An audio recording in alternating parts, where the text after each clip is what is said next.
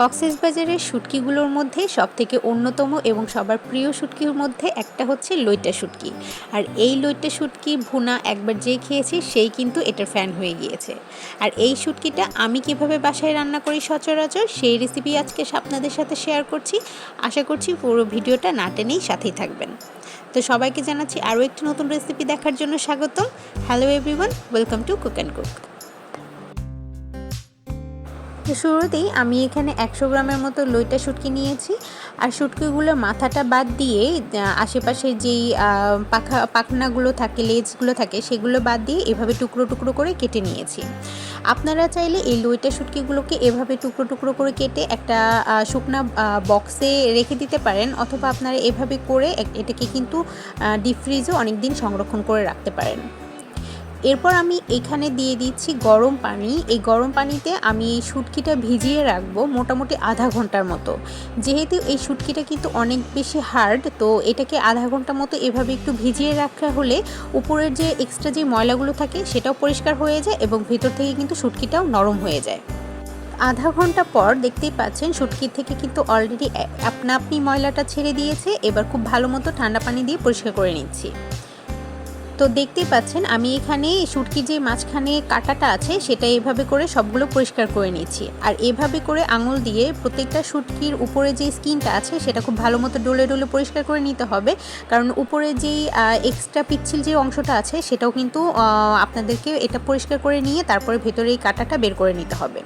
তো এভাবে করে আমি সবগুলো কিন্তু শুটকিগুলো পরিষ্কার করে নিয়েছি। এবার এটাকে আমি শিলপাটা একটু থেতো করে নিব। এটা কিন্তু একটু মাস্ট, তা না হলে আপনারা শুটকি যখন রান্না করবেন এই শক্ত অংশটা কিন্তু আপনাদের দাঁতে পড়বে, সেটা কিন্তু খেতে ভালো লাগবে না। একটু করে শিলপাটায় থেতো করে নিলে তাহলে কিন্তু এই শুটকিটা খেতে বেশ ভালো লাগে। তো দেখতেই পাচ্ছেন আমার কিন্তু শিলপাটা একটুখানি থেতো করে নেওয়াতে এটা কতটা ঝুরি ঝুরি হয়ে গিয়েছে।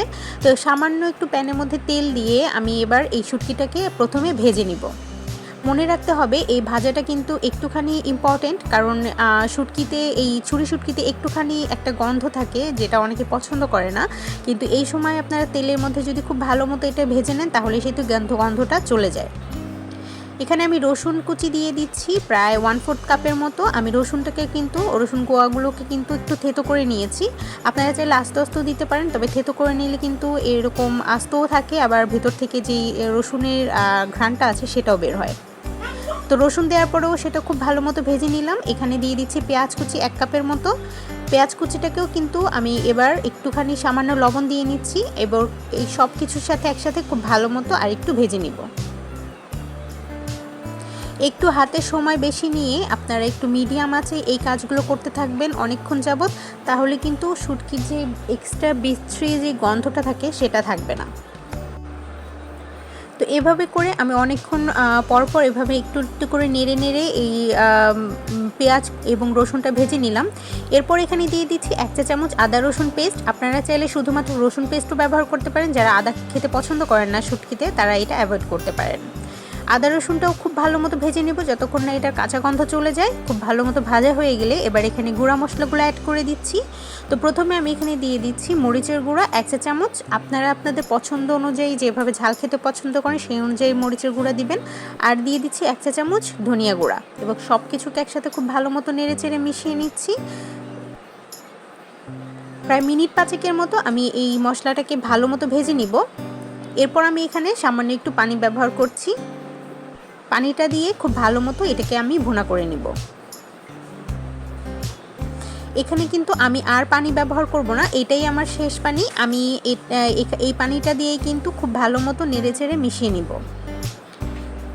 মরিচ কুচি দিয়ে দিচ্ছি প্রায় 3 থেকে 4টা। আমি এভাবে করে মরিচটাকে কুচি করে নিয়েছি। এবার এটাকেও খুব ভালো মতো নেড়ে চেড়ে মিশিয়ে নিচ্ছি। আর এই রান্নাটা কিন্তু আমি পুরোটাই মিডিয়াম হিটে করেছি। মিডিয়াম হিটে করলে আপনার শুটকিটা কিন্তু বেশ ভালো হবে। লবণের টেস্টটা একটু দেখে নিয়ে আমি আরেকটু লবণ এখানে অ্যাড করেছি। এবার আরেকটু ভালো মতো নেড়ে চেড়ে ভেজে নিচ্ছি যতক্ষণ না পর্যন্ত শুটকির ভেতর থেকে তেলটা উপরে উঠে আসে। তো দেখতেই পাচ্ছেন তেলটা কিন্তু অলরেডি উপরে উঠে আসছে।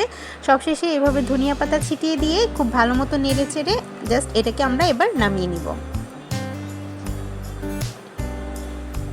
ব্যাস তৈরি হয়ে গেল মজাদার অসাধারণ স্বাদের এই লইট্টা শুটকি ভুনা।